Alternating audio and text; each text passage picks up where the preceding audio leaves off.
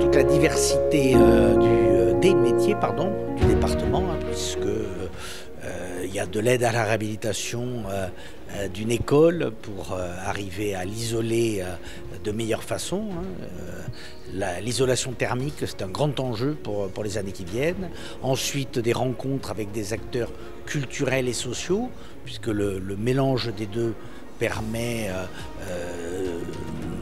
un nouveau départ pour des jeunes gens, pour des femmes en situation de grande difficulté. Donc ce mixte entre culture et social permet de donner un nouveau départ.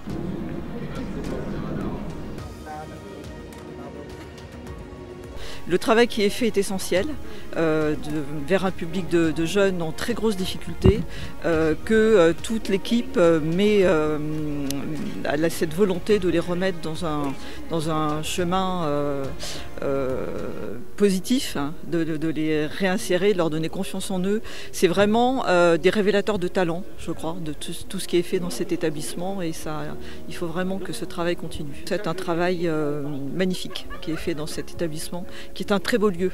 Nous avons eu une rencontre avec différents acteurs professionnels, associatifs, au cours d'un déjeuner dans une brasserie du territoire, fort agréable.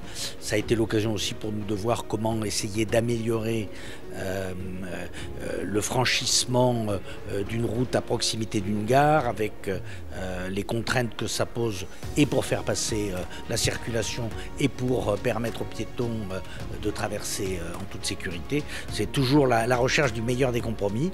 Et puis cet après-midi, c'est la découverte d'un lieu dans lequel nous sommes, donc l'école 2600, qui forme à la cybersécurité, c'est-à-dire à la défense de tous nos systèmes. Dans ma génération informatique, aujourd'hui on parle plutôt de numérique, et qui est un enjeu stratégique majeur de défense du pays et de nos institutions et puis de nos citoyens. Et nous avons eu une présentation fort intéressante des grands projets de la commune de Montigny, qui va accueillir une installation de collaborateurs d'Airbus qui est d'importance et aussi largement liée au métier de la sécurité, et puis les refontes telles que pensées par le maire. Il y a un projet global qui a été travaillé avec les habitants, avec tous les partenaires économiques aussi, de façon à pouvoir faire une sorte de pot de miel un petit peu au beau milieu de l'agglomération, qui soit attractif à la fois pour des entreprises, mais aussi pour toutes les personnes qui habitent là, puisque c'est aussi un quartier habité. Donc c'est un enjeu extrêmement fort pour toute l'agglomération, et je pense aussi pour le département des Yvelines, car on sait que Saint-Quentin-en-Yvelines pèse énormément au niveau économique pour le département, et donc de renforcer cette polarité essentielle du département est un acte extrêmement fort. Sans le département, ça ne se ferait pas.